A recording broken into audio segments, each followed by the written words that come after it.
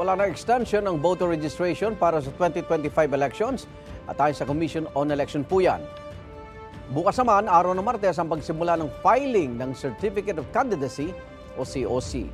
At kaunay po niya, makakapanahin po natin si COMELEC Chairman George Garcia. Chairman Garcia, good morning po. Good morning po, Sir Igan, at magandang umaga rin po sa mga kababayan natin. Unahin lang po natin, last day ng voter registration ngayong araw. Ilang pa inaasahan nating hahabol na botante at may mensahe po kayo sa kanila? Sir Igan, sa ating palagay, medyo na-accomplish na natin yung projection na 3 milyon ng mga bagong botante. Kung meron bang dumadagsa sa ating mga registration site, noong Sabado hanggang ngayong araw na to, palagay natin yan yung mga magpapa-reactivate ng kanilang registration sapagkat meron nga po tayong nakita na 5.37 million na mga deactivated voters sapagkat hindi sila nakaboto ng dalawang magsunod na eleksyon. Sa kasalukuyan, mga 66 million, Sir Igan, ng ating registered voters. Ang projection kasi ng COMELEC, 70 million. Yung pong 66 million hanggang July 15 pa lamang po yun. So wala pa yung July 16 hanggang September 30 na mga nagparehistro. Yan po yung mga idadagdag natin. Hopefully, makareach tayo kahit man lang 68 million bilang mga botante sa 2025. Nalinis na ho ba listahan? Wala na mga double registrants, Chairman? Ginawa na po tayong cleansing na tinatawag noong unang batch ng registration. May nakita po tayong mga 300,000 na double or multiple registrants. At syempre, yung mga susunod na batch naman ay gagawin din natin ng cleansing na tinatawag upang malinis talaga mawala yung mga 2 beses nagparehistro o ilang beses nakarehistro. Wala na extension, Chairman. Wala na po extension ng registration, Igan. Subalit dyan po sa lugar sa atin po sa may bandang Northern Luzon na kung saan talagang binabagyo at napakalakas ng ulan, pinagkatiwala natin sa mga local COMELEC ang pagdidesisyon na isuspinde at hindi ituloy ang registration ngayong araw na ito at kung magkakaganon ay sila rin ang bahala na maggawad ng isang araw o ilang araw na extension depende sa kung ilang araw ang suspension ng pasok doon sa mga lugar na yan. Opo. Kaugnay naman po ng paghahain bukas, simula na ng COC, Certificate of Candidacy. Kamusta ho paghahanda ng COMELEC dito? Tama po, Igan. October 1 to 8 ang filing ng Certificates of Candidacy mula alas 8 ng umaga hanggang alas 5 ng hapon. Sa Bangsamoro, Igan, ay nireset natin ang filing.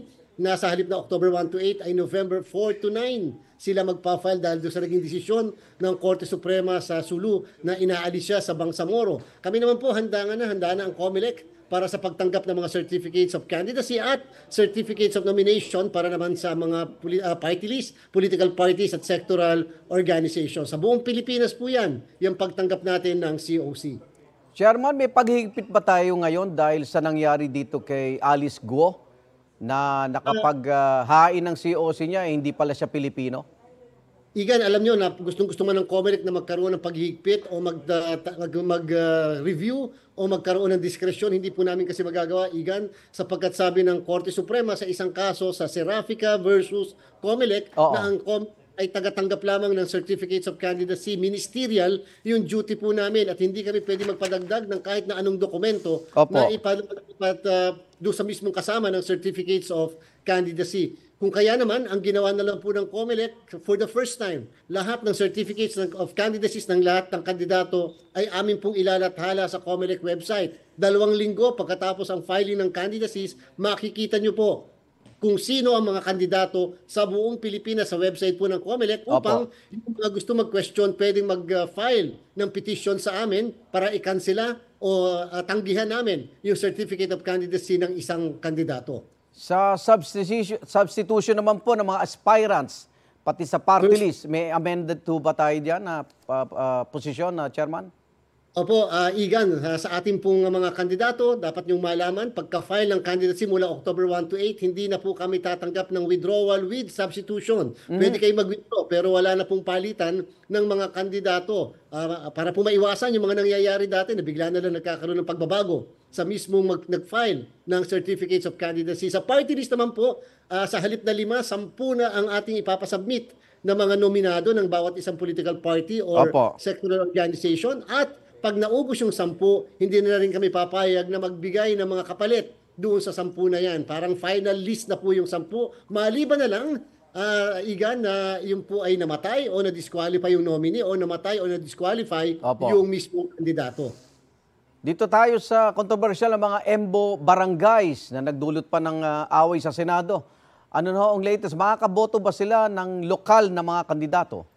Nag-issue na po kami ng resolusyon patungkol sa mismong 10 barangays ng dating Makati na napunta sa Taguig. Sabi namin, makakaboto sila una sa atin pong senador, party list at sa mga local position. Kasama na rin po, Igan, ang sangguniang panlunsod. Ngayon po, sinabi rin namin na yung pong 10 barangay sinati ng 3 at 7 sa 2 distrito ay pwede makapag-file ng certificates of candidacy yung mga taga dyan para doon sa 1st district at saka sa 2nd district. Asahan nyo po, ngayong araw hanggang bukas ay mag-i-issue ang COMELEC ng resolusyon patungkol sa kung makakaboto ba ang mga botante ng 10 barangay sa 1st district o sa 2nd district ng Taguig.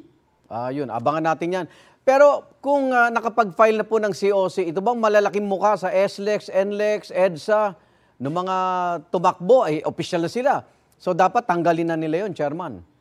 Ako, Igan, sabi po ng Korte Suprema sa kaso ng Peñera versus Comelec, sila daw po kasi ay hindi pa kandidato kahit nag-file na ng certificate of candidacy. Tawagin natin silang aspirants, Igan. And therefore, sabi ng Korte Suprema, sila ay kandidato lamang sa unang araw ng campaign period. Yan po ay 7 araw bago mag-eleksyon sa national position, senador. Party list sa February 11 po yan, Igan. At pati naman pong mga local ay sa March 28 pa raw po sila kandidato. Therefore, wala pong premature campaigning and therefore makikita natin yung mga pagmumukha nila sa mga kalsada natin at makikita natin paikot-ikot sila, nagkakakamay, wala po silang violations. Wala. Hindi ko naboboto Nauna na ng gulang Hindi pa nananalo Dapat po ganun talaga ang maging tingin ating mga kababayan na dapat kahit walang prohibition, dapat man lang medyo maayos naman ang kilos natin kahit hindi pa tayo kandidato. Lamang na lamang sila sa walang perang kandidato. Yung digital campaigning, Chairman, kamusta na? Kaya ba ng COMELEC yan? Yung gagamitin ng ating mga social media platform para sa, kagaya early campaigning at kampanya?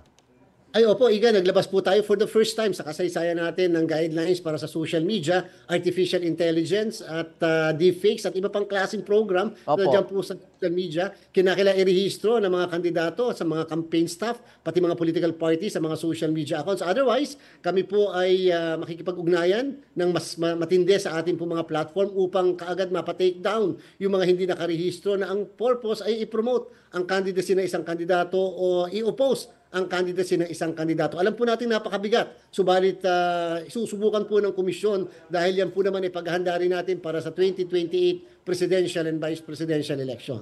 Chairman, maraming salamat sa oras at pagpaliwanag. COMELEC Chairman George Garcia, ingat po kayo. Salamat po, Igan. Mabuhay po. Igan, mauna ka sa mga balita. Mag-subscribe sa GMA Integrated News sa YouTube. Sa mga kapuso abroad, subaybayan nyo kami sa GMA Pinoy TV at sa www.gmanews.tv.